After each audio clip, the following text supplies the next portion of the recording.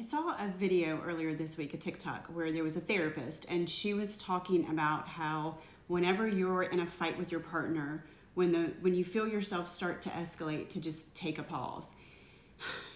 And when she said that, it makes me lose my mind a little bit, and I'll tell you why.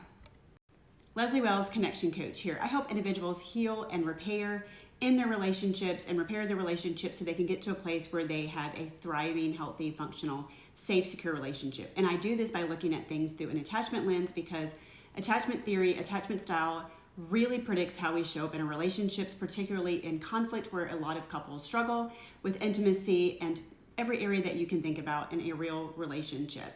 And so if we look at that and we understand our own attachment styles, our own wounds, and we understand our partner's attachment styles, then we can help not trigger them, and we can deal with our own triggers so that we can break all of the negative cycles that mean that we get in these places where we have to have a pause because we're getting ugly and unkind with one another and getting stuck in a negative conflict cycle. Here's the thing. Most people who are insecurely attached are spending a lot of time in a trauma response, and they're stuck in these negative loops where their partner is triggering their trauma response.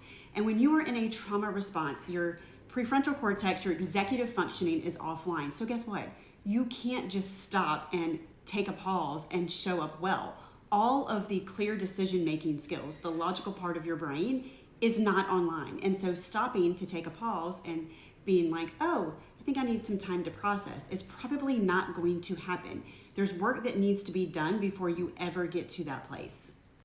When we talk about attachment theory and we look at our relationships in terms of our attachment styles, one of the things that's important is to be able to recognize those patterns that are unhealthy between us and our partner who probably has a different insecure attachment style. If you have two people with two insecure attachment styles, then there's going to be these negative cycles that you get into where you both are triggering one another. So recognizing those patterns is going to be crucial. That's only one step of actually breaking the cycle. We also have to be able to recognize our own triggers, and we have to be able to have practiced nervous system work to get to a place where we can actually do what she said and take a pause. If we have no idea how to regulate our own nervous system, we're not going to be able to recognize when we're going to need to regulate it so we don't slip into a trauma response. And B, we're not going to have the tools and techniques to actually de-escalate ourselves in order to take that pause that is so crucial so we don't hurt one another farther or increase conflict to the point where it's catastrophic, rather than something that is an opportunity to bring us closer together and create intimacy and safety within the relationship. As someone who is a former fearful avoidant who really leaned anxious and was with a partner who is, well, my husband today, and he was formerly a fearful avoidant leaning more avoidant, we very much would get stuck in this cycle. It's a very common one where there's a push-pull dynamic and we're constantly triggering one another, and we would do that in conflict. And if we didn't do our own nervous system work before we get to that point, then we would never be able to show up well. I do my own nervous system work. I still do these things. I do them with my kids. I still work on them when there's external factors that are stressing me out, or there's external pressures, or any time that I feel any of those old feelings coming back in my relationship or within myself, then I will go back to doing my basic tools and my nervous system work. I do them with my children. I do them with my one kid who gets really excited and can't calm his body down. And I do it with my other kid who really tends to be a little bit more fearful avoidant too, where he can go to that fight response and then go to that shutdown response. And so that's a huge part of the work for being able to stop those patterns once you recognize them. And that's not something that you have the capacity to just do in the moment if you haven't been taught those things and been practicing those things regularly. It's the practicing them regularly when you're not in the pattern, when you're not in the negative cycle, that actually trains your body and your brain so it becomes an automated thing. And you have to be able to do that all of the time so that when you are in those moments, you can start to introduce those tools and techniques, and then you can actually do something with it and actually like take a pause and recognize what's happening. But for somebody who has not done that work, that is not going to happen. And it's also not going to happen for somebody who has just gained knowledge and understanding. So me being a fearful avoidant for a long time, I could recognize my patterns. I could recognize very, very clearly that whenever he shut down because he was in a trauma response, or he didn't hear me or understand me, that I was starting to be triggered. I understood that. I understood exactly what was happening. I understood exactly what my triggers were. I understood exactly how I should show up better in the things that I needed to be working on. However, that did me absolutely no good without the tools to actually regulate my nervous system.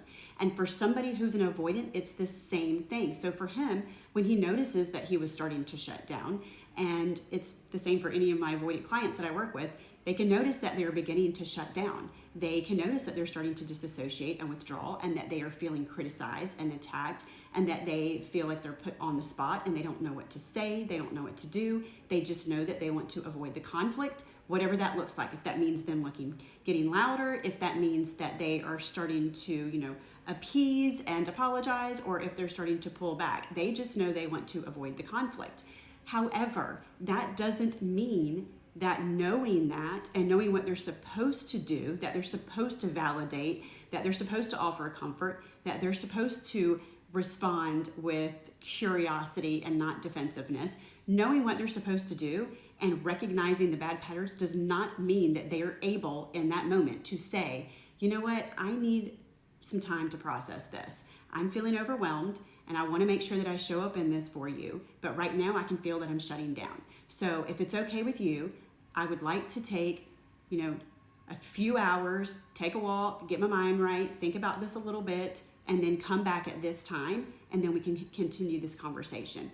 They are not able to do that, even if they have the script, even if they know what to do, if they do not have the nervous system work to be able to stop and take that pause. So if you are someone who is struggling with this and you're frustrated with yourself and you feel disappointed and you're kicking your own self because you just can't get it right and you show up badly and you're disappointed in yourself and then you go into this place of guilt and shame and regret, stop doing that. That's a large part of what I do in my coaching is I actually work on nervous system work and help you through that. And we start there along with some other things to get you right up here.